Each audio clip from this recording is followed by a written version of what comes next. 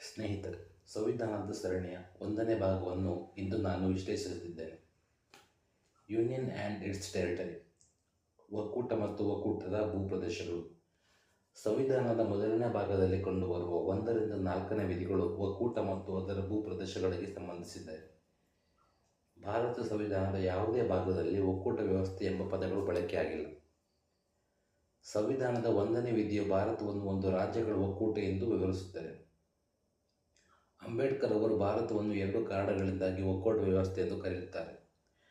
ಮೊದಲನೇ ಕಾರಣ, ಭಾರತವು ಅಮೆರಿಕ ಒಕ್ಕೂಟ ವ್ಯವಸ್ಥೆಯಂತೆ ರಾಜ್ಯಗಳ ನಡುವಣ ಒಪ್ಪಂದದ ಮೂಲಕ ಅಸ್ತಿತ್ವಕ್ಕೆ ಬಂದದ್ದಲ್ಲ. ಇನ್ನೊಂದು ಕಾರಣವೆಂದರೆ, ಭಾರತದ ಒಕ್ಕೂಟ ವ್ಯವಸ್ಥೆಯನ್ನು ನಾಶಪಡಿಸಲು ಸಾಧ್ಯವಿಲ್ಲದಿರುವುದರಿಂದ ಇದನ್ನು ಒಂದು ರಾಜ್ಯಗಳ ಒಕ್ಕೂಟವೆಂದು ಕರೆಯುತ್ತಾರೆ. ಸಂವಿಧಾನದ 1ನೇ ವಿಧಿಯ ಪ್ರಕಾರ ಭಾರತ ಒಕ್ಕೂಟವನ್ನು 3 ಭಾಗಗಳಾಗಿ ವರ್ಗೀಕರಿಸಲಾಗಿದೆ. 1 ರಾಜ್ಯಗಳು, 2 ಕೇಂದ್ರಾಡಳಿತ ಪ್ರದೇಶಗಳು ಹಾಗೂ 3ನೇದಾಗಿ ಭಾರತ ಸರ್ಕಾರದಿಂದ ಯಾವುದೇ ಸಂದರ್ಭದಲ್ಲಿ ವಶಪಡಿಸಿಕೊಳ್ಳಬಹುದಾದ ಭೂಪ್ರದೇಶಗಳು. ಭಾರತವನ್ನು ಪ್ರಸ್ತುತ 28 ರಾಜ್ಯಗಳು ಹಾಗೂ 8 ಕೇಂದ್ರಾಡಳಿತ ಪ್ರದೇಶಗಳನ್ನಾಗಿ ವಿಂಗಡಿಸಲಾಗಿದೆ. ಹಾಗೆ ಸಂವಿಧಾನದ 2ನೇ ವಿಧಿಯ ಪ್ರಕಾರ ಹೊಸ ರಾಜ್ಯಗಳನ್ನು ಭಾರತದ ಒಕ್ಕೂಟಕ್ಕೆ ಸೇರ್ಪಡೆ ಮಾಡಿಕೊಳ್ಳುವ ಅಥವಾ ಹೊಸ ರಾಜ್ಯಗಳನ್ನು ಸ್ಥಾಪಿಸುವ ಅಧಿಕಾರ ಸಂಸತ್ತಿಗೆ ಇದೆ. ಸಂವಿಧಾನದ 2ನೇ ವಿಧಿಯ ಪ್ರಕಾರ ಭಾರತದ ಒಕ್ಕೂಟಕ್ಕೆ ಹೊಸ ರಾಜ್ಯಗಳನ್ನು ಸೇರಿಸಿಕೊಳ್ಳುವ ಅಧಿಕಾರ, ಅಂದರೆ ಭಾರತವು ಯಾವುದೇ ಸಮಯದಲ್ಲಿ ಆಕ್ರಮಿಸಿಕೊಂಡು ಬೇರೆ ರಾಜ್ಯಗಳನ್ನು ವಶಪಡಿಸಿಕೊಂಡು ಅದನ್ನು ಭಾರತದ ಒಕ್ಕೂಟಕ್ಕೆ ಸೇರಿಸಿಕೊಳ್ಳುವ ಅಧಿಕಾರ. ಈ ಪ್ರಕಾರ ಈಗಾಗಲೇ ಅಸ್ತಿತ್ವದಲ್ಲಿರುವ ರಾಜ್ಯಗಳನ್ನು ಒಕ್ಕೂಟಕ್ಕೆ ಸೇರಿಸಿಕೊಳ್ಳಬಹುದು. 2ನೇದಾಗಿ ಹೊಸ ರಾಜ್ಯಗಳನ್ನು ಸ್ಥಾಪಿಸುವ ಅಧಿಕಾರ. ಈ ಪ್ರಕಾರ ಅಸ್ತಿತ್ವದಲ್ಲಿರದೇ ಇರುವ ರಾಜ್ಯಗಳನ್ನು ಸ್ಥಾಪಿಸಬಹುದು. ಸಂಸತ್ತು ತನ್ನ ವಿವೇಚನಾಧಿಕಾರ ಬಳಸಿ ಈ ಅಧಿಕಾರವನ್ನು ಚಲಾಯಿಸಬಹುದು. ಹಾಗೆಯೇ ಸಂಸತ್ತಿನಲ್ಲಿ ಸರಳ ಬಹುಮತದಿಂದ ಒಂದು ಶಾಸನವನ್ನು ಅಂಗೀಕರಿಸಿ ಹೊಸ ರಾಜ್ಯಗಳನ್ನು ಸ್ಥಾಪಿಸಬಹುದು.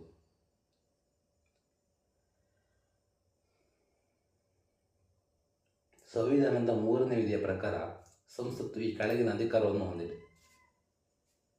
ಎ. ಯಾವುದಾದರೂ ರಾಜ್ಯದಿಂದ ಭೂಪ್ರದೇಶಗಳನ್ನು ಬೇರ್ಪಡಿಸುವ ಮೂಲಕ 2 ಅಥವಾ ಹೆಚ್ಚು ರಾಜ್ಯಗಳನ್ನು ಒಗ್ಗೂಡಿಸುವ ಅಥವಾ ಯಾವುದೇ ರಾಜ್ಯದ ಒಂದು ಭಾಗದ ಭೂಪ್ರದೇಶವನ್ನು ಸೇರಿಸಿಕೊಳ್ಳುವುದರಿಂದ ಮೂಲಕ ಹೊಸ ರಾಜ್ಯಗಳನ್ನು ರಚಿಸುವ ಅಧಿಕಾರ. ಬಿ. ಯಾವುದೇ ರಾಜ್ಯದ ವ್ಯಾಪ್ತಿಯನ್ನು ಹೆಚ್ಚಿಸುವುದು. ಸಿ. ಯಾವುದೇ ರಾಜ್ಯದ ಭೂಪ್ರದೇಶವನ್ನು ಕಡಿಮೆ ಮಾಡುವುದು. ಡಿ. ಯಾವುದೇ ರಾಜ್ಯದ ಎಲ್ಲೆ ಅಥವಾ ಗಡಿಗಳನ್ನು ಬದಲಾಯಿಸುವುದು. ಇ. ಯಾವುದೇ ರಾಜ್ಯದ ಹೆಸರನ್ನು ಬದಲಾಯಿಸುವುದು.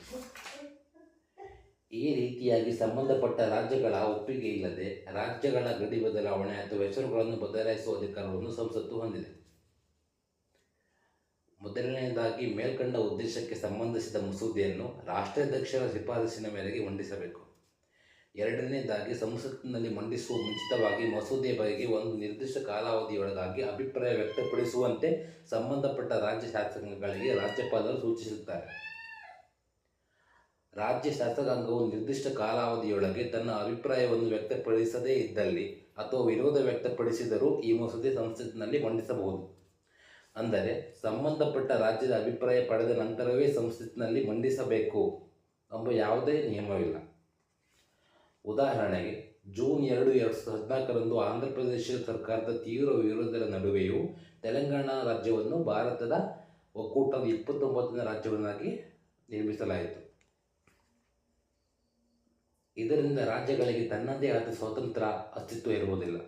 ಹಾಗಾಗಿ ಭಾರತವನ್ನು ಇಂಡಿಸ್ಟ್ರಿಕ್ಟಬಲ್ ಯೂನಿಯನ್ ಆಫ್ ಡಿಸ್ಟ್ರಿಕ್ಟಬಲ್ ಸ್ಟೇಟ್ಸ್ ಎಂದು ಕೂಡ ಕರೆಯುತ್ತಾರೆ.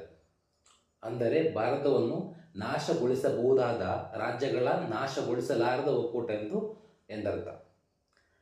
ವರ್ಗೀಕರಿಸಿದ ನಂತರವೂ ಅರ್ಧಕ್ಕಿಂತ ಹೆಚ್ಚು, ಅಂದರೆ ಅಂದಾಜು 15 ರಾಜ್ಯಗಳ ಒಪ್ಪಿಗೆ ಇದ್ದರೆ ಮಾತ್ರ ಆ ಮಸೂದೆ ಅಂಗೀಕಾರವಾಗುತ್ತದೆ. ಆದರೆ ಇಲ್ಲಿ ಸಂವಿಧಾನ ನಿರ್ಮಾತೃರು ಒಕ್ಕೂಟ ವ್ಯವಸ್ಥೆಯ ರಾಜ್ಯಗಳ ಗಡಿ ಬದಲಾವಣೆ, ರಾಜ್ಯಗಳ ಹೆಸರು ಬದಲಾವಣೆಯನ್ನು ಕೇಂದ್ರಕ್ಕೆ ವಹಿಸಿದ್ದಾರೆ. ಆದ್ದರಿಂದ ಇಲ್ಲಿ ಕೇಂದ್ರ ಅದಕ್ಕೆ ಸಂಬಂಧಪಟ್ಟ ಯಾವ ತಿದ್ದುಪಡಿಯನ್ನು ಮಾಡಿದ್ದಲ್ಲಿ ಅದಕ್ಕೆ ಸಂವಿಧಾನ ತಿದ್ದುಪಡಿ ಎಂದು ನೇಮಿಸಲಾಗುವುದಿಲ್ಲ. ಆದರೆ ಕೆಲವೊಂದು ಕಾರಣಗಳು, ಅಂದರೆ ಒಂದು ವೇಳೆ ಭಾರತದಿಂದ ಪಾಕಿಸ್ತಾನ ಅಥವಾ ಭಾರತ ಮತ್ತು ಬಾಂಗ್ಲಾದೇಶ ಪರಸ್ಪರ ಕೆಲವು ಹಳ್ಳಿಗಳನ್ನು ಗ್ರಾಮಗಳನ್ನು ವಿನಿಮಯ ಮಾಡಿಕೊಂಡರೆ ಅಂಥ ವಿಷಯಗಳಿಗೆ ಸಂವಿಧಾನ ತಿದ್ದುಪಡಿ ಅಗತ್ಯ. ಸ್ನೇಹಿತರೆ, 2023 ಆಗಸ್ಟ್ 10ರಂದು ಕೇರಳ ರಾಜ್ಯವು ತನ್ನ ಕ್ಯಾಬಿನೆಟ್ನಲ್ಲಿ ಸರ್ವಾನುಮತದಿಂದ ಕೇರಳ ರಾಜ್ಯದ ಹೆಸರನ್ನು ಕೇರಳಂ ಎಂದು ಬದಲಾಯಿಸುವಂತೆ ಕೇಂದ್ರ ಸರ್ಕಾರಕ್ಕೆ ಒತ್ತಾಯಿಸುವ ಅಂಗೀಕಾರಕ್ಕೆ ವಿಧಾನಸಭೆಯಲ್ಲಿ ಸರ್ವಾನುಮತದಿಂದ ಅಂಗೀಕಾರ ನೀಡಿತು. ಆದರೆ ಈ ಮಸೂದೆಗೆ ಕೇಂದ್ರ ಸರ್ಕಾರವು ಯಾವುದೇ ರೀತಿಯ ಪ್ರತಿಕ್ರಿಯೆಯನ್ನು ನೀಡಿರಲಿಲ್ಲ. ಸ್ನೇಹಿತರೆ, ಇದಾಗಿತ್ತು ಭಾರತ ಸಂವಿಧಾನದ ಭಾಗ 1ರ ವಿಶ್ಲೇಷಣೆ.